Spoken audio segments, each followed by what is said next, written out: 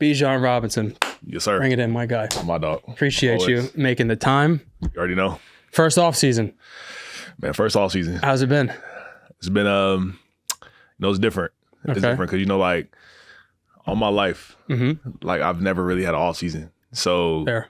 you got the season, and then after that, you might have a week or two, and then you're right back to, like, either your winter workouts or, like, and even in high school, usually high schools have some time to, decompress, Fair. play another sport, do some things. But it was always, my high school was really big in football and getting back. So, we would be back January 1st in the mornings, and the season would end, I'll say like early December or so. Right.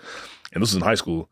So I never really had like some time to just like decompress and let my mind relax because I was always going, and then I was always doing 7-on-7 or something. So like in college, I mean, you have a 1 to 2 week break, which is not really a break because you still have school. You still have to like kind of see your family. You want to do those kind of things, but then you're back in winter workouts quick. Fair. And it's just a long period of time when I'm doing stuff, and I'm like, I can never really have a break ever. Fair. So there's pros and cons to that because like you can focus on your family, your faith, your friends, business, everything.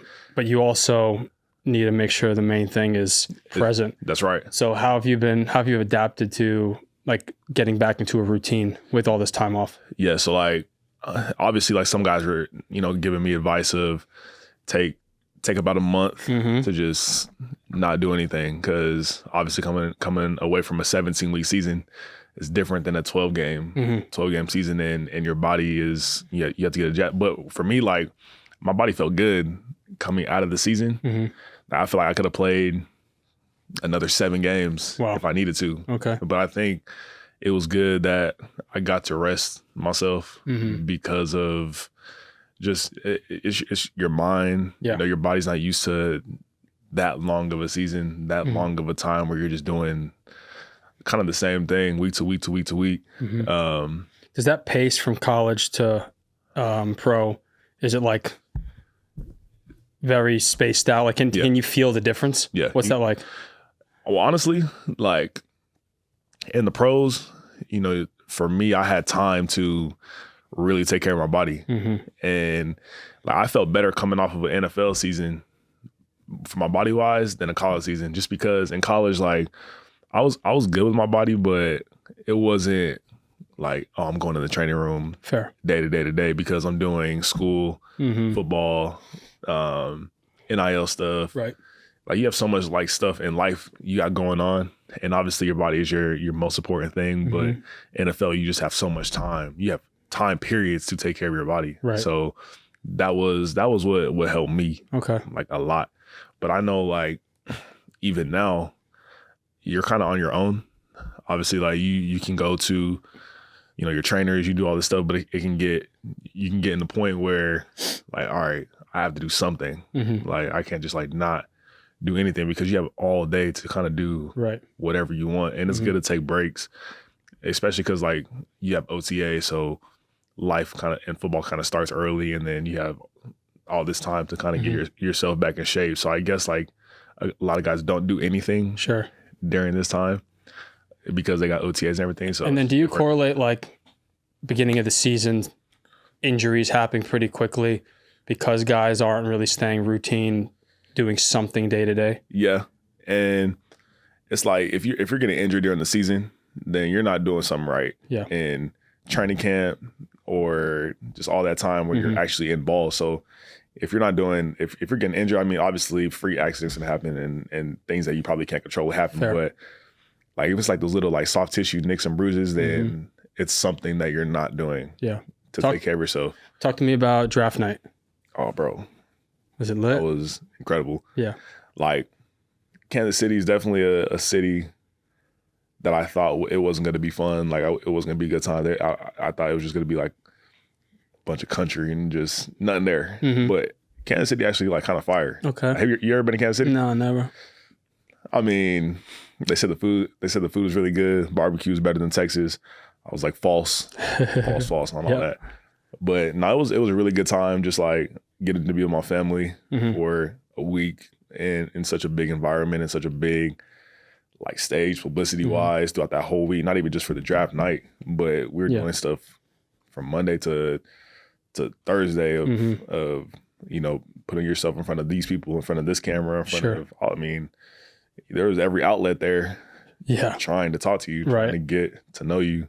And for me, like, it was, you know, for me being a running back, it was like I could have went anywhere. I could have went anywhere from 5 to 30, 32. Right. So it's like you didn't know where I was going to go. That's awesome. So it was just a lot of publicity stuff. But on that night, though, it was pretty awesome just to be around with the family. You know, Coach Choice, Coach Sark was there. Like, everybody who I wanted to be around and kind of be with, because I mean, I couldn't invite many people. I would have invited everybody if I could. But it was a good time just to see all the reaction from everybody. So around what time, maybe it was high school or college? Yeah. When did that like moment of you're on a path to somewhere great here? Yeah. And that's very unique.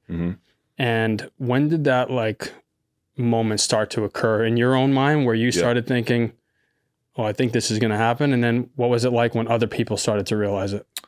So I think, my freshman year of high school, you know, where I'm from, Tucson, Arizona, like a lot of guys don't get offered there. And a lot of guys, like if you get offered there, I mean, you're the talk of the town, like, because it just doesn't happen much. And the high school I went to, South Point Catholic, was obviously a powerhouse in football. And, you know, that was all because of Dennis Benet, you know, being literally the head coach that everybody wants to play for. But it was kind of intimidating getting there because, Pop Warner, you're the guy on Pop Warner, you know, all your life. And you've been blessed with this talent, like God's gifted you with this talent. But when you're from Tucson, sometimes it can be like discouraging because you feel like people aren't looking at you. The eyes aren't you know, following you. So, you know, I believe everybody around the city was like, oh yeah, this kid is special before high school.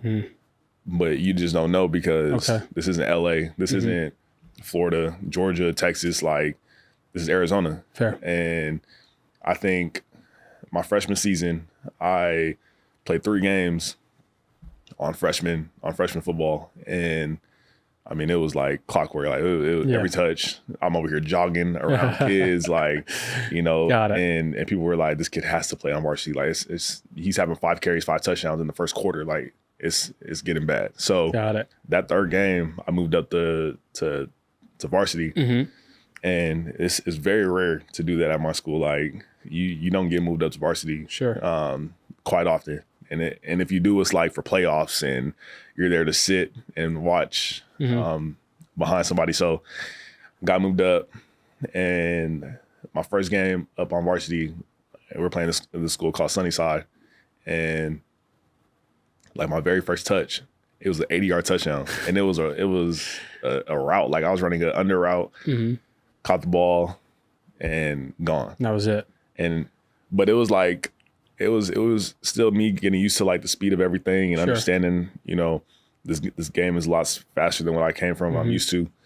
And it was crazy because those next 2 weeks I had to sit out because my grades. So the school I went to was college prep, and it was just a transition. Like I was always good in school, but never really like took it like serious like that. So it was like I had the 2D, so I had to sit out. Oh, wow. After that game that I had. Yeah, that must have lit the fire. Get focused. Lit the fire. Like, because I believe, like, God does everything for a reason. So if that didn't happen for me, I don't know if I would have really took it seriously as I should have and understood that was a hard moment in my life for having a great first game on varsity as a freshman and then having to sit out. Having it taken away. Games. Yeah. And then, like. Yeah, it puts things in perspective to get you motivated and focused. It does. So. Going on to that season, I came back, and you know, I had some pretty good games. Like it was like, all right, he's showing spurts, he's showing what he can do here and there. You know, he's making people miss, doing all this type of stuff. But it wasn't anything to be like, oh wow, like this kid is obvious, like the best kid as a freshman in the city. Like, so it was the playoffs, and I was showing like some really big spurts in the playoffs when we made it. And after that season, you know, I thought I was going to go into my sophomore season like ready to go, ready to dominate, get bigger in the offseason. And kind of take over in that aspect. But I got an offer like the January after my freshman season to Arizona. And I was Pac-12 school. Like, when I got that offer, like my coach called me and my family in the car. And he was like, B, like, you got an offer from Arizona. And this was, season just ended. I was like, I didn't think about offers, none of that. Right. I didn't think I showed myself enough. Like, I showed and you're 19, 18? No, I'm younger. 16. Fuck. 16 years old. Like, and was I maybe 15? Yeah, that's pretty crazy to think about. Yeah, of getting that my freshman year at 15 years old. It matures you quick. And you just don't understand, you just got an offer from Arizona. You're home. I'm from Tucson. That's where you got an offer from. And I mean, people knew who I was a little bit, but in the city, but like you get that offer from your hometown. Now everybody like you're on the radar at this point. And so I started to go, I was like, okay, like I was really happy. My family was really happy. I was just all praising God. Like, thank you for all this. But then, my grandpa was like, this is awesome, but like, we should kind of see how your talent is compared to a lot of great players around the country in high school. So back when I was in high school, there wasn't no NIL, no transfer portal, none of that. So like the recruits were the biggest talk in college football. And so he was like, we should go to a camp to see how you pan out in front of all these people, in front of all these players, scouts, coaches, everything. So my first camp, I went to the Adidas All-American camp. And at the time it was that camp and the opening were like, that was the biggest stage. Right. All the cameras were there, celebrity, like everybody was there. And I mean, I'll never forget. I mean, it was in Oakland, and I was nervous. Like I was like, in my head, I was like, man, it was just me and my grandpa just walking down. I was like, I don't know if I can do this. There's all these 5-star kids. I don't even know if I was a star yet. I mean, I had one offer from Arizona, so like I was like, okay, I can do this. And I was like, this is really nerve-wracking. Am I supposed to be here? Like, and I was just kind of asking myself this. Like, I didn't want to ask my grandpa. You're young. I was young. Yeah. I was 15, 16. I think I just turned 16. And so when I got on the field, like something in me, and I know this was like the Lord. Obviously, like my faith is everything, but I know this was like the Lord that just like put this in my heart and was just saying like you're supposed to be here.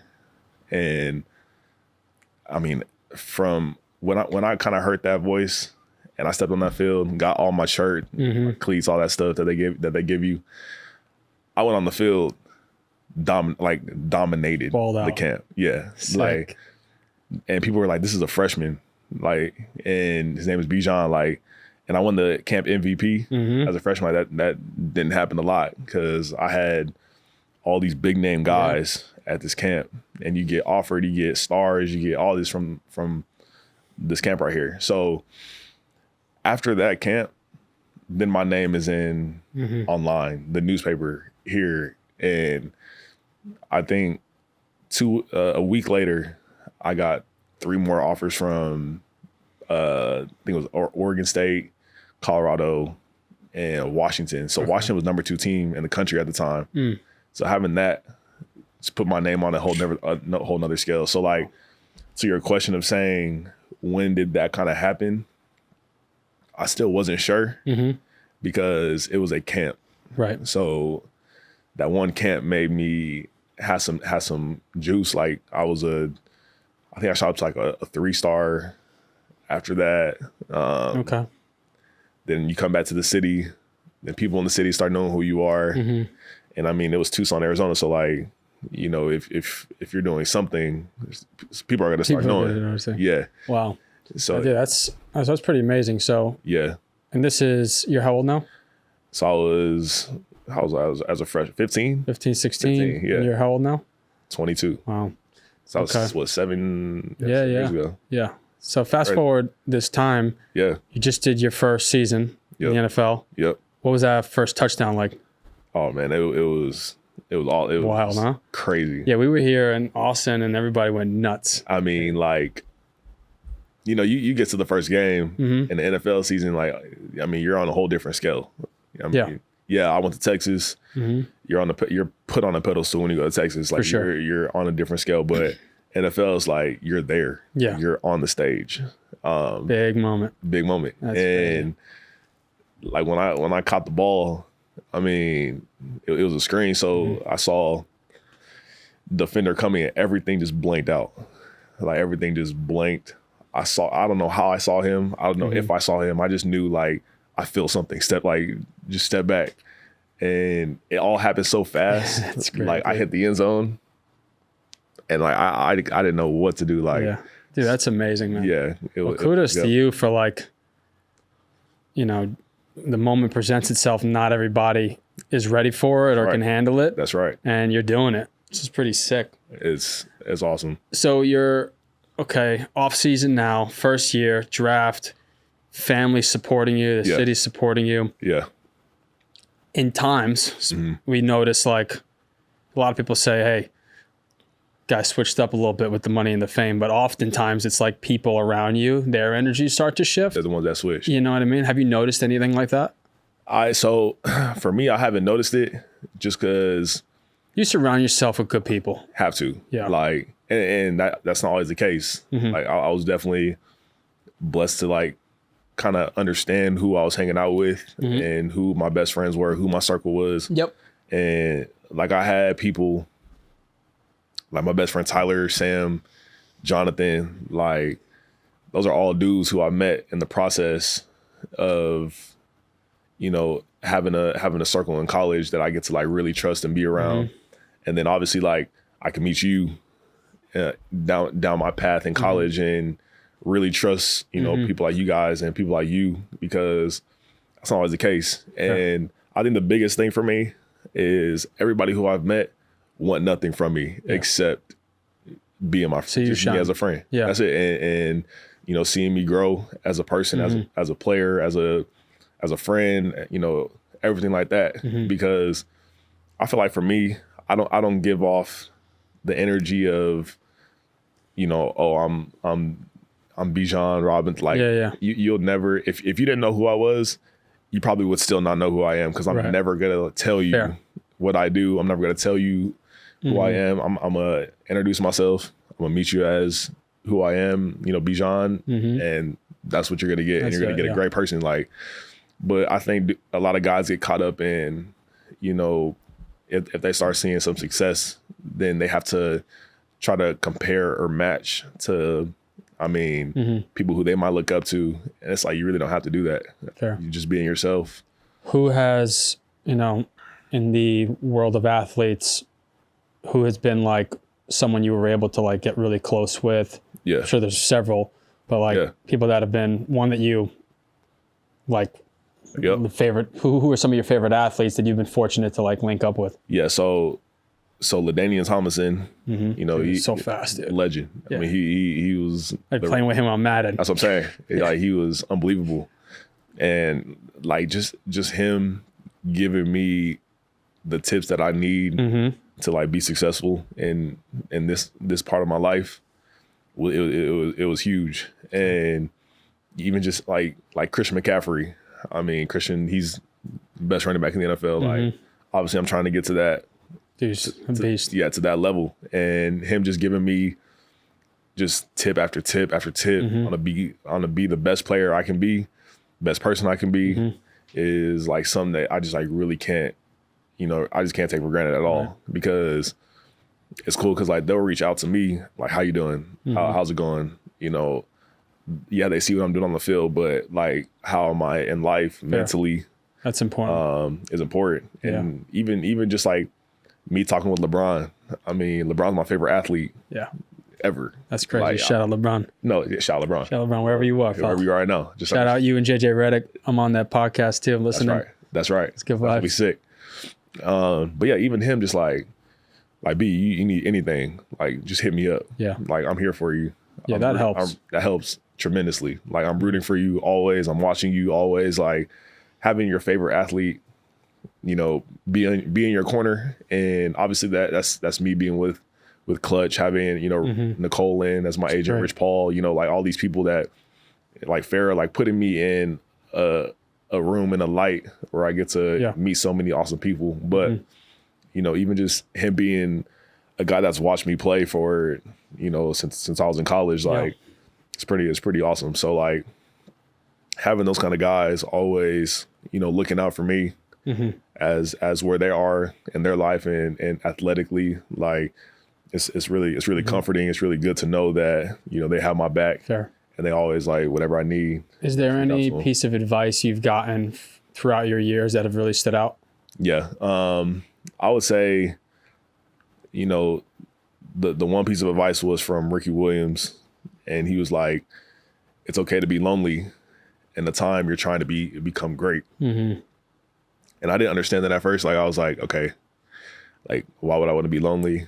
Like, why would I want to be by myself? Right. And not understand, like, I feel like I need friends and people to like be around me and be a part of the ride. Yep. But then I understood what he was kind of saying. Like, you can't always give yourself to everybody, and you can't always accept everything and say yes to everything. And another thing was saying no. So for me, like, you know, I'm such a nice person and I'm such a positive person. Like, I want to say yes to everybody, right? And I want to give myself to everybody. But I understand that, you know, saying no is not me being rude or rejecting or being a dick or something like that. Like, it's just me just, you know, putting myself in a position where it fits for me and it works out for me the best way possible. Fair. And I think it's important to have people around you that can say no for you sometimes too.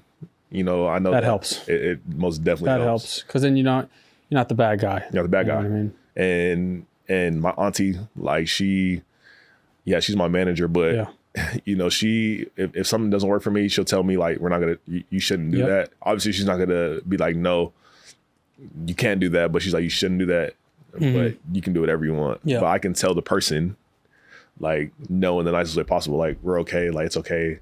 Yeah. And that's huge because I feel like that's where a lot of people get messed up in life is not saying no because they want to try to get everything. Yeah, it's something, you know, I look at it as like, in God's eyes, we all have the light on us, you know? That's right. But some people got it, you know, and it's visible for everyone. And not all of us, not everyone can see that they have it. That's right. But it's easy to also, you know, look and be like, you know, this guy's got it. Bijan's got that light on him. So, you know, and then you being how you are, you have that ability to hold space for people. But, you know, I've learned too, sometimes ideally you have that little team around you to kind of deflect and help you, guide you. Yep. But otherwise, sometimes it's just like, I could say yes right now, but you're not going to get my best. And I want to give you my best. I want to give you my best. You know? And I feel like temptation in life is hard. It is hard, dude. It is hard. Like, and especially like as you continue to develop and gain more success, whatever that, no doubt, it's all relative, but no doubt, you're going to get a lot of optionality and a lot of temptation, and you just got to stay calm, weather the storm. That's huge. Yeah, it's huge because, you know, it's funny. I'm very fortunate. I got a lot of, like, I'm like a magnet to some of these billionaires that have done really well in life. No doubt. So I'm around these people, you know, and you learn, like, I remember them telling me, being like someone with a lot of money or a lot of fame, when someone sees you, you know, everyone's only human. It's like, this is my opportunity. You're ready to run the 40 to try to get your moment. That's right. Because this person can change my life, potentially. You never, people, you know, play these, you know, chess in their head sometimes. No doubt. For better or for worse. No doubt. But I think it's like, it's really important, going back to, if you're someone that is clearly has that light on you and you're fueling it, to navigate those conversations and temptations. But I want to ask you, like, were you always in that space of, you know, getting to the point, obviously where you are now, but getting to the point where being comfortable in building these relationships with these really important people in understanding that you can be in any room. Like, where did you find that? Like, where? So, you know, this we can discuss my upbringing another time, but basically, you know, grew up very poverty, lost a lot of family members to drugs, no doubt, evicted, the whole nine. And so all I ever knew was like, my mom gets her welfare check, you know, we can do this, we can do that. But as time went on and I started boxing and I started like, you know, temptations, I grew up with a lot of interesting people that did a lot of interesting things for money. Yeah. But I was, to them, like, they're younger, bro. Like, I'm the boxing guy. Eric doesn't do any of that. That's right. We protect him. That's huge. So that's kind of how I noticed, like, okay, I'm in this world, but there's a path for me with sports and then some. But once I started to like meet people that were outside of the narrative that I grew up in, I started going like, okay, I see it. Now I'm touching it. You know, now I'm believing that this is what I deserve. This is what I want. So, and then once I got in those rooms, you have to stay calm, you know? I'm never one to be like, you know, my birthday was recently. I'm very fortunate. I have a lot of friends with a lot of planes. Yeah. So we chartered to Miami, there and back. Bing, bing. Fantastic time. But I'm never like, whatever. I'm like telling my band, this is fucking nuts. You know, like this is amazing. When was and I asked them like, you ever like have a pinch me moment, you know? Yeah. Because I think it's about staying humble and constantly, you know, communicating gratitude. And then people that got it, that are stars, that are rich, they want to be able to be relatable. They want to be able to just talk to me as if it's Eric and Bijan here. Forget about the money and the fame. Yeah. You know, let's just be us. And I feel like people can't subtract that from who they are at some point. Like, I mean, I think it's big that, you know, obviously we've been blessed to like do things and talk to people in a manner of like who we are ourselves, putting ourselves, like not trying to show a front or a mask. Cause that's a big deal. Like that's a big, like for me, you know, if you're going to come to me and trying to impress me and trying to be like, oh, I got this, I can do that. Like, and I'm like, yeah, that's not who you are. 100%. So that's a really big thing. Like, yeah. So again, just experience. I probably could have handled situations better in certain spots, as we all, you know, but it is what it is. Speaking of C4, it's the best one. Yes, your favorite flavor? It is. Got it. It is. Blueberry. I like blackberry. Never had that one. That one's fire too. Okay. Yeah, and then I mix it in the beta alanine, like the things that get you the little the pumpskis. Yeah, I don't drink those that much, but these ones are. You like the Starburst? They're all right. They're all right. Like you like those ones? If I'm like really getting after it in the gym, and like I need that, you know, that kick, sure. But otherwise, like these, those are the wave. These now. are fire, dude. Those are the wave now. Yeah, they're so good. Those are the best ones. The C4. You've been working with them, you said, about 3 years? 3 years. 3 years. 3 years. How'd that partnership start? Yeah, so my marketing guy, Brian Burney. Shout out, Brian. And shout out, Brian. We were at like this bowling event. Yeah. By the way, Brian, I need some partnerships from my podcast. Sit down with B. Trusted man right here. He'll do well for you. Go ahead. No, yeah, we were at this bowling event that C4 is putting on. There's like a lot of like the NFL players. Okay. And so the owner's from here, from Austin. So the founder of the company's from here. And when I met, like, we were saying, like, we have to do something. Like, we have to make this a partnership and make this big. Yep. And I was like, absolutely. So, I mean, shoot, a day later, Brian was like, yo, the guys at C4 want to partner with you. Like, I think I was like, NIL was just hitting. So, perfect. Still sophomore. And he was like, this is going to be something that I think will grow immensely. And just you being a part of it, you being one of the guys, one of the athletes, like, I think that you will grow with the brand. And bro, like, it was already big, like they were doing something, but like obviously these past 3 years, like they've been just killing it, going out the water. But that when that started, like I was like, okay, so I'm with the drink now, with the energy drink, and I think that it can be really cool, like do something like that Kobe did with Body Armor or something like that. But Man, I mean, ever since I started with them, it's been nothing but love. Like the people have been absolutely amazing. That's cool. Like man. just me being able to get to market them and market their brand. And I think in like a couple months, like there's gonna be a billboard in the middle of Atlanta of me on that billboard, dude. C4 billboard. That's and it's gonna be insane. So like, that's awesome, dude. To see like that's where it came from. Like I think it's look at that. Do they give you a good amount of like freedom and creativity during the shoots and stuff? All the time. That's awesome. Like, what do you think about this? What do you think about that? Do you like this? Should we do this? Should we do like? They're always asking me questions. Did you or have you done any like collab shoots that like really stand out with some of their other athletes? So I actually just did one. Okay. With Boss. Okay. Trying. So it was me and him, and they're doing like a national commercial and ad, and that like we're all gonna have our own individual like billboards in every city. That's so awesome. that I think that was like the third one that I've done with them, but this is like the biggest one because their new slogan like boom is huge. So I think it's gonna be pretty sick. And that's we did that in LA like at the Just Try at his gym. So I think it's gonna be a cool one. Did you guys race? We did not race, but hey, boss, you ain't ready for that. You already know that's a blowout. Yeah. You hear this one. Him and I had a chance to work out at Collective at South Congress. Okay.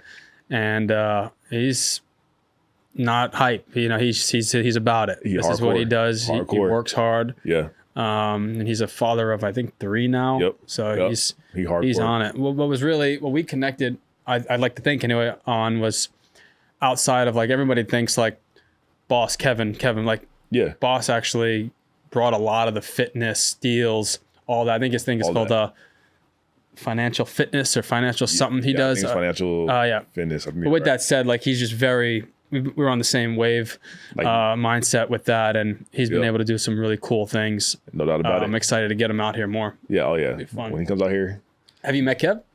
I've said hello. Okay. And we're just like giving each other our props and stuff. Yeah, I was like, but no, it was actually cool. Like just saying what's up to him and saying like, you know, he's been a fan, and obviously I've been a fan my whole childhood. But I mean, it was like a quick thing. But I think just me being able to get to meet him, and I mean, we're sponsoring the same stuff, so like, it'll be something that we get to sit down and talk about. It'll be pretty cool. That's dope. Okay, speaking of like collaborations, I think it's pretty unique what Collective's done and what these other programs that you've been a part of during the off season where you're kind of training alongside your opposition, right? That's right. It reminds me of like what Jordan did when he was shooting Space Jam. It's a pretty dope vibe. Pretty dope. Right? Who kind of stood out the most where you're like, love competing against them with the running, the squats, the quick drills with the cones? Yeah. I would say the dude who I compete against a lot in those drills is like Michael Parsons. Okay. So like it's really me and him talking smack, talking, just always talking to each other. Like it's always good love. But I mean, he's a machine. He's a machine. So so that's actually a fun little segue to talk about boxing, because I had just came back from my surgery. Yeah. And you know, we talk about opportunities and like being available for the right things. That's right. So, you know, I just got back from surgery, probably a month in, still kind of like Don Corleone voice. That's great. I get a hit. I think David or Jeremy, someone hit me up and was like, yo, Micah wants to box. And I'm like, with who? Big boy, you know? I was like, he's like, he wants to box. Can you box with him? So I pull up, I bring my son. His son's running around. And he's like George Foreman. Big shots. Just feel it. Were you ready at that point? No, but I wanted to like, it's an opportunity. I wanted the opportunity. Also, like, I didn't want him to box with someone else that might not be a par. And I wanted to make sure I support the team. Training. Yeah. Training. I mean, you was. Yeah. I remember that point. Yeah, it's a doozy. But you're a machine. Shoot. Yeah, I appreciate that. It's crazy. It's definitely been a journey. Yeah. But yeah, we boxed a handful of times, just like we've just started boxing. Yeah. You're getting nice. Hey, we're going to try. It's similar, like a lot of athletes can accelerate in many different directions. He's good at that too for being a big guy. Right. But it's like decelerating is a skill too. And with that, you have to learn there needs to be fundamentals to be able to do that. Fundamentals. And boxing is a lot of fundamentals. That's what I'm learning. Yeah, that's what you're learning. I feel like I'm just trying to use all this strength and quickness, and I'm like, no, there's an actual process. What stood out like in terms of the fitness side of it, the endurance side of it? Okay, boxing training is obviously it's harder than a football practice. Like it's harder than football. Like because I think it's like you got to keep going. Like you keep going. Yeah. So you'll give me obviously these like 15, 20 second breaks. Yeah. But then you have to keep going. For sure. Football, like you can have a break, you can breathe a little bit. But I feel like boxing training, you're just always just there needs to be either like it's like your head, your feet, or your hands. Like something's got to be moving for those 3 minutes. Has to. Because if you start sitting like a duck, your hands come down. That's when it's over. It's a wrap. It's over. So that's the thing that like I learn. I'm learning like something. Even my shoulders, like something has to keep going. Yeah. And it's nice, I'm sure, too, to like off of the field, out of the weight room, to like learn a different skill. And it's huge because like even with me and how I play, like I'm really explosive and a lot of my movements, and like with boxing, like you have to be. It's like controlled explosion. Like you'll be explosive, but like, you have to control it in a way that you can't just always just like go all out. Yeah, 100%. Do you think eventually you might want to do some like casual sparring, light? Yeah. Absolutely. Okay. That's where I want to get to. Love that. Like I want to spar. Yeah. So there's a few people I box with that kind of get into it like that. Danny Amendola. Yep. He actually did a random exhibition. Okay. Overseas, I think. And in one of the episodes, he had to box Dwight Howard.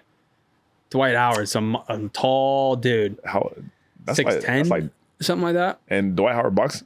Not really. I mean, boxed as much as Danny boxes, probably. All right. But he boxed. I think Danny won, but needed shoulder surgery after. That's Saquon. Crazy.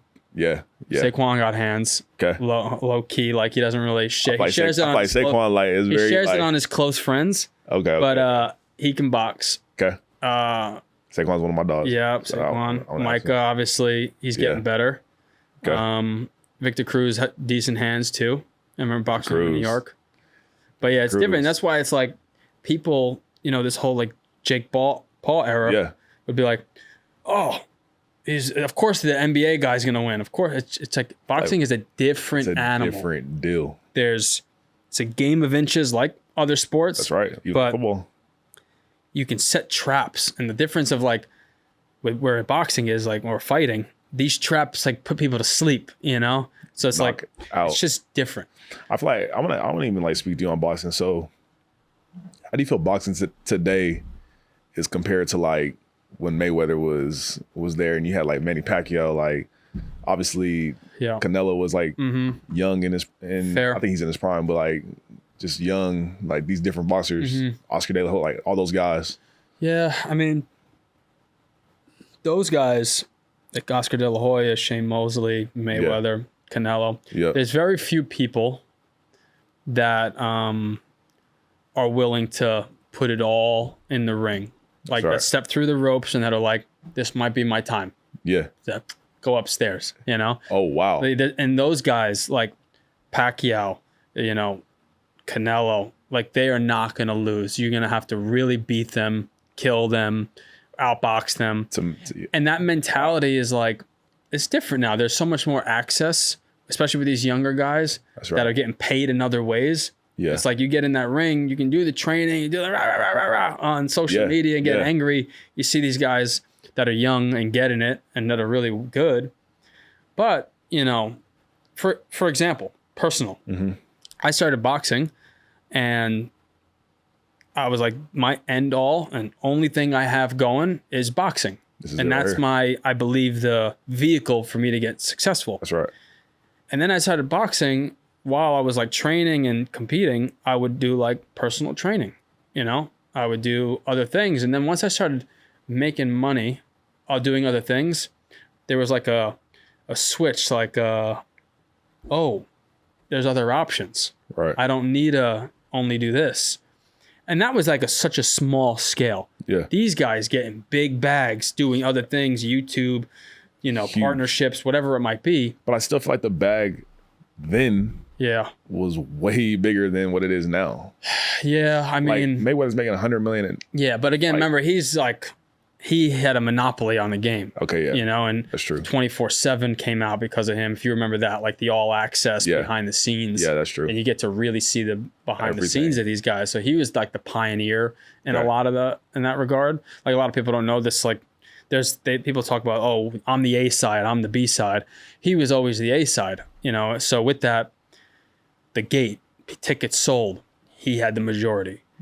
Edits on the edits on like the all access shows, or the HBO after whatever it is. Yeah. They all of that when you're fighting like a Mayweather, you're in his world, So it's I got you. Imagine having to being his opponent, you got to stay so focused and not deal with all that. It's hard. You get 12 weeks of this guy, everybody in your, and then you're in there and you hear Andre Berto did a good observation or a good interview on what it was like fighting him. And he was just like, he was very aware that Mayweather controlled it all from outside the ring and then especially inside the ring. And so with that, Mayweather's his own little machine with that printing money, and then you got like the McGregors and stuff, that people that have such a presence, such a light on them. That's right. That they can dictate the numbers a bit. Numbers. Where you got guys like, Ryan Garcia and Devin Haney are about to fight. Like how much money are they going to make compared They'll get paid because Ryan built this massive following prior to while he was boxing. Yeah. He had grown men go, doing the shoe shine challenge and all that. So it's like 20 million plus. 20 million plus for a guy like Ryan. This will be Devin Haney's biggest payday for sure. Okay. Gervonta, big payday. Yeah. So there's very few of those guys that are getting bags like that, But for example, I think one of the biggest fight of last year was Terrence Crawford and Errol Spence. And they got paid both, but I don't think both of them got more than $10 million, See, that's what I don't think so. And again, because it's also because you can be a household name in boxing. Yeah. But do they know about you in Mexico? Do they know about you in Ireland? Do they know about, and that's the difference. It's like, that's the difference. So it's a combination of all that. Yeah. You have guys like a McGregor. He has a country behind him. Pacquiao worldwide. Has a country behind him. Yeah. So, whereas, like Canelo Alvarez right now, he's getting a lot of heat for not fighting this guy named Benavidez. Benavidez is a monster, big dude, strong, but he's also a Mexican fighter. So that's two Mexicans. It's two Mexican, which is always a great sold out fight, but it's really just you're focusing on one demographic. They'll get they'll get a lot of Americans, but then they'll get majority of that pay-per-view money is already coming from the same place. That's right. So whereas it's better to branch off into different demographics, Okay. That's why look at when the McGregor Mayweather fight happened. Bro, that was, you had it all. You had the race, you had the different countries. You had the whole world tuned in. Yeah. And I love McGregor. The way he's that fight, and I'm a big Floyd Mayweather fan. Yeah. For the craft, what he's done. If you didn't think I was YouTubing, shoulder rolling, when I was a teenager. So I love Mayweather. But McGregor has that ability. I remember that build up to that fight, and I was like, he's making me believe that this fucking guy has a chance. A chance. I remember that pay-per-view fight, me and my buddies, and I was like, oh shit, I don't know. That was insane. He had to change his whole. Yeah. He had to be a boxer. A boxer, which again doesn't usually translate. Look at Francis, just fought Anthony Joshua. Right. Went to sleep. It's different, there's just so much that changes. And it's also mindset too, right? If you're so used to kicking, getting ready to sprawl, grappling, jiu-jitsu, elbows. How you hold yourself back. Yeah. From that. But whereas in boxing, if you're just focused on boxing all your life, it's like a video game. If I hit this joystick and this button, this combo is going to come. Whereas like that split second of a delay of thinking, you know, is the kick coming? Is this coming? That can cost you the fight. That's right. You know? Wow. But it's... You don't think about stuff like that? Definitely a doozy, it's you know? A doozy. So anyway, it's a lot of fun. There's a lot of good fights coming up. So no doubt about it. We'll see. Who's your top 3 right now? Or from right now. Right now. Ever. Okay. In boxing. Yeah. Right now, I still put Canelo there. I put Gervonta Davis, and I put Terrence Crawford. So not Haney. No, not Haney. Haney's really, really good. Really good. I mean, the guy has dedicated his entire life to it. He lost to Lomachenko. He lost to the Ukrainian. I don't know if you saw that fight. I did not see it. It was a good fight. It was really close, but I think Loma won. But even if he did lose, it was super close. Yeah. But Haney's still an A+ fighter, and these guys are so young, you know, so they're going to keep crushing it. They are young. But I think in terms of like matchups in their weight class, those 3 that I listed, I don't think are going to lose anytime soon. Wow. And then heavyweights are also dope too. But I think of all time, I go like Mayweather, Tyson. Bro, Mike. Yeah, Iron Mike. Mayweather, Tyson, and then Miguel Cotto. If you remember Miguel Cotto, Puerto Rican fighter. I've seen that. Just like story. Guy put his like all on the line all the time. Yeah. You know, Miguel Cotto's an animal. Okay. Okay. I want to ask you this too. So like, I know this is UFC, but people say like Bruce Lee would be absolutely dominant. Yeah, no, I mean, or is that not just, really because, okay. I mean, all right. Look, there's ways that things could occur. Special moments like a big guy coming in to grab you and you get clipped. Those things can happen. Okay. But if you don't land, you know, like I've been boxing since I'm 12 years old. Yeah. And for example, if you start charging me, if I don't get you within that fast enough, if you're able to grab, kick, toss, if I don't catch you when you're coming in, it's a long night for me or a short one. Yeah.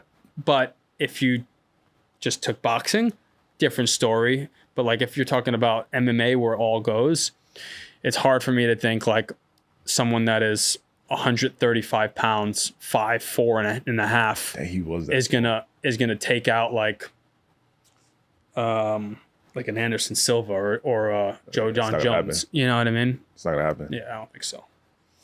All right, yeah, that was interesting. Yeah. Interesting. So, okay, I guess next thing I wanted to just touch up on before I let you go is like, what's next for you? Yep. So next for me, on the football side, you know, this is where you get back to your offseason training with the team. So it's called OTAs, and get back to, you know, just setting that ground game. So, I mean, we just got a new coach, Raheem Morris, and I mean, new quarterback, Kirk Cousins. Like, we have a new team, Darnell Mooney, Rondell Moore, like, just got added to the team. Like, these are explosive players. Awesome. So now it's just all of us just getting that chemistry right now and getting with the playbook. Zach Robinson is our OC. So on paper, like, you know, we have our O-line, like top 5 O-line. Like, on paper, we are ready, stacked. Yeah. But I mean, obviously, put it together. NFL, you got to put it together. Like, you got to get comfortable with each other. You know, hang out outside of the facility, do things like that, just to build trust with each other. Because when you're on the field, I mean, it's who we got. So I think it's gonna be really fun in there. But you know, even for me, like I'm big into acting. So you know, I want to, you know, my best friend Jonathan, he does acting. He's on the show of Outer Banks. Okay. And you know, I met so many people through him on that show. Like, you know, the director Jonas, like he's a huge Falcons fan, but you know, even just meeting his family, being around, you know, the whole cast, all the people there, like, that's awesome. And how we all became friends and like family at that, like, it's pretty special. So, you know, even just having a cameo in the show, you know, doing that, little things, the little things, like, you know, just being around that atmosphere, like seeing how they work, seeing how they come together. It's pretty cool to look at, like me being behind the scenes and seeing them, you know, being in the cast like that. I think just that learning experience is really cool. So, you know, just continue to just do some more of that. And then, yeah, man, I mean, kind of travel a little bit. I haven't traveled yet. So I want to see, you know, I want to go to Sydney, Australia. You know, I was actually just talking about it. Okay. But that's where I want to go. Never been. You never been? No, let me know when you go. I heard, well, yeah, we can make a trip out of it, honestly. For sure. Yeah, if you have some time, like just That'd be sick. You can go for a week and just kind of check it out. Bring some of the friends, you know, go to Sydney and see how that is, and just like see a different part of the world. Yeah. But I mean, that's really what's next for me. Yeah. Dope. And then just a lot of opportunity, like with marketing and stuff, like that all comes. Yeah. But the other thing, there's a lot of listeners out there, a lot of girls in those stands, in those seats. Oh man. Are you staying focused? Staying focused. Okay. Staying focused. Like, you know, yeah, like at some point, you know, I want to slow down, like praying that God like finds me the one, like the woman. But I mean, I know I'm like 22 and, you know, I know I'm young and I obviously I pray that happens now. But if it doesn't, like, so just kind of explore and just kind of see, you know, who's out there for me. Fair. Love that. And it's hard. Yeah. But I know it's going to happen. I know, you know, she's just going to walk right across my face and I'll be like, hey, and then there it is. That's it. I love that. It is. Yeah. Okay. But hopefully she has a friend. You let me know. You call me. That's right. But yeah. Even like the temptation of like women, like in college, high school, like it happened a lot, but of them like coming to you, like knowing who you are, but you get to another level, like then they all kind of know, you know, who you are. So just even being careful, like around that. Fair. Even with celebrity women, like and with men, it's the same way. Like you gotta just kind of know, you know, your values, your standards, and you know who's good for you, who's not. Big diligence process. That's right. That's right. So that's what I got. What I learned. What I'm still learning. Yeah. Because I mean, it gets as you grow. Yeah. That's when it gets harder. So 100%. It's gonna work out well. I love it. I love it. Well, dude, I appreciate your time. Yes, sir. Thank you so much. No, We're gonna keep it going. Absolutely.